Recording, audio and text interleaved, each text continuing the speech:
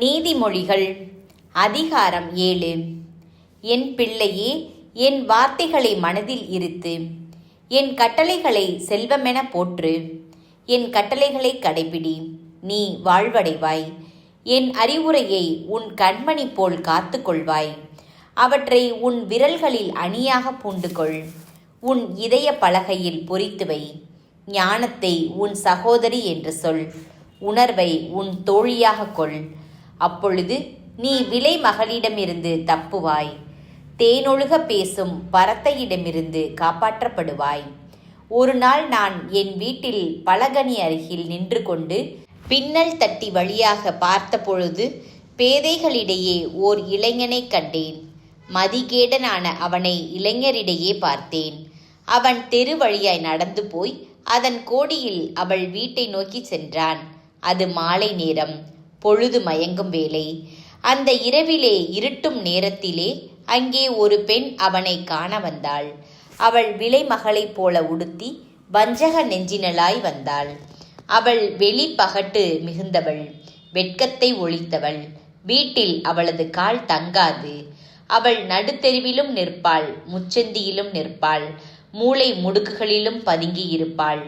அவள் அவனை கட்டிப்பிடித்து முத்தமிட்டு நாணமில்லா துணிவுடன் அவனை பார்த்து, நான் பலிகளை படைக்க வேண்டியிருந்தது.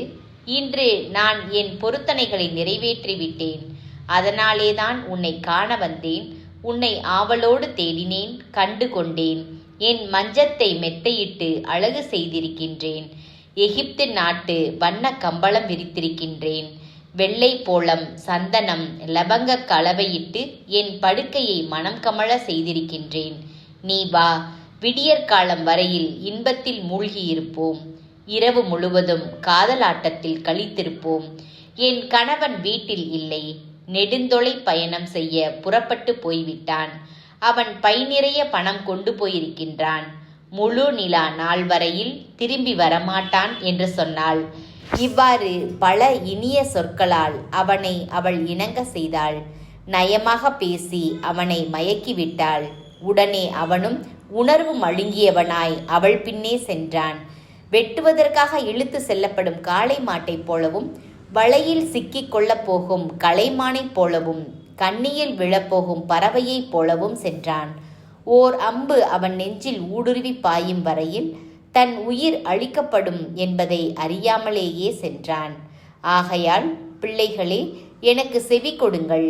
நான் சொல்வதை கவனியுங்கள். உங்கள் மனதை அவள் வழியில் செல்லவிடாதீர்கள். மயக்கம் கொண்டு அவள் பாதையில் நடவாதீர்கள். அவள் பலரை குத்தி வீழ்த்தி இருக்கிறாள். வலிமை வாய்ந்தோரையும் அவள் கொன்றிருக்கின்றாள். அவள் வீடு பாதாளத்திற்கு செல்லும் வழி, சாவுக்கு இட்டு செல்லும் பாதை.